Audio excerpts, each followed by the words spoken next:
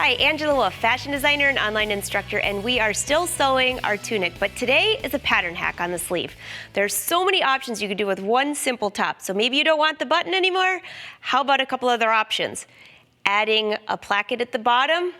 This is 2 pieces of fabric because I wanted the trim on the lace. You don't have to use lace though, it could be any fabric.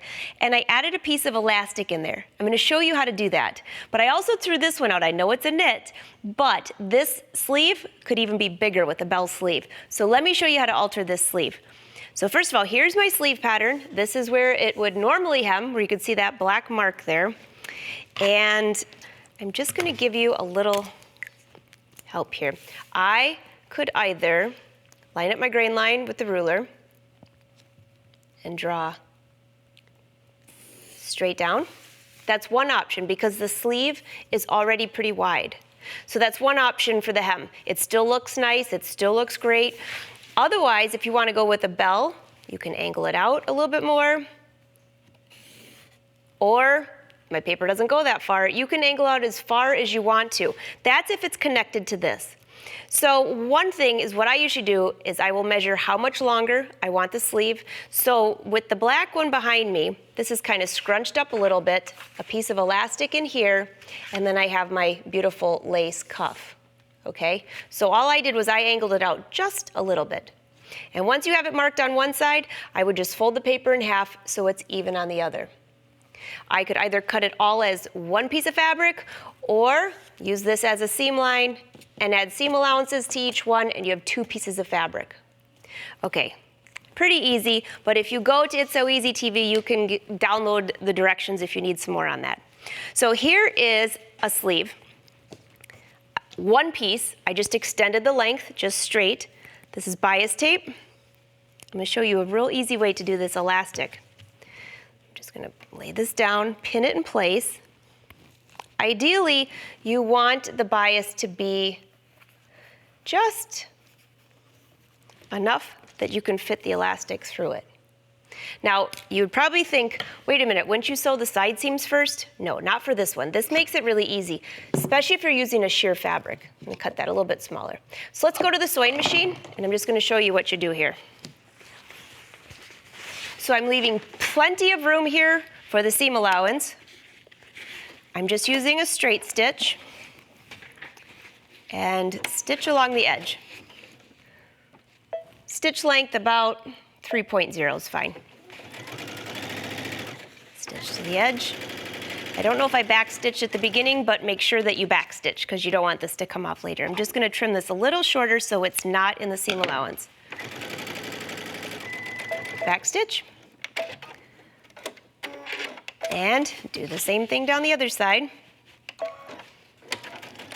There are so many ways you can insert elastic into a seam, into a cuff.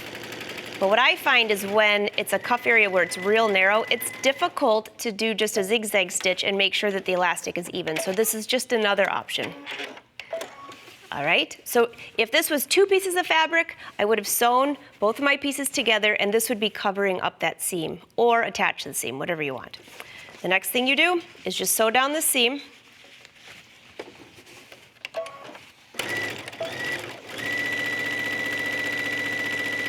This is about a 1/2 inch seam allowance for this pattern, but you would sew whatever your seam allowance is on your pattern. Again, being very careful when you get to the end here not to capture that section. So the next thing you would do is press your seam allowance opener to one side, but notice how there's an opening here and an opening here.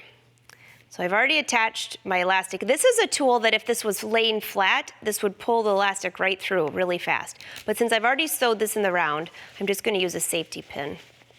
And you just wiggle this through, making sure that the elastic doesn't twist.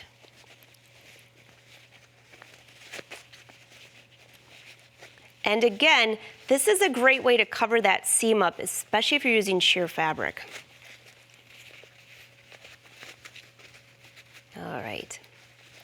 Getting through to the other side. It's kind of gathering a little bit. That's what I want it to do.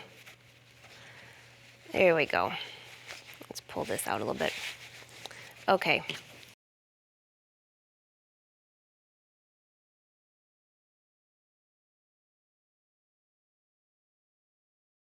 Is that all I usually do is I'll stick my hand in the sleeve myself. You don't need a fitting partner for this section. And just pull it as tight as you think would be comfortable. Remember, you want it to go on your wrist tightly so then the cuff will hang down a little bit and this top of the sleeve will kind of bell over it. So make it a little tight, and then what I like to do is I'll pin it in place. I'll do a basting stitch. Try it on again, because you just never know. And also, when you're using a thin elastic like this, sometimes you need it tighter than you think because the elastic doesn't hold as well as a thicker elastic. So back to the sewing machine, I'm just going to pull this out a little ways. You can use a zigzag stitch or a straight stitch, it doesn't matter. I have the elastic folded over each other. I'm just going to go back and forth a couple times. Looks pretty secure. Let's open this up. And there is my cuff. So from the right side, flip this around. It's tight. I can gather the fabric wherever I need it to be. Now this is a really thick fabric. Going back over here to this one, I actually embroidered this on chiffon. You could use any fabric, but it's still the same look where the cuff hangs down, this hangs close to your wrist, and you've altered your sleeve. So that's a great pattern hack. Continue to follow along on It's So Easy while we sew this tunic.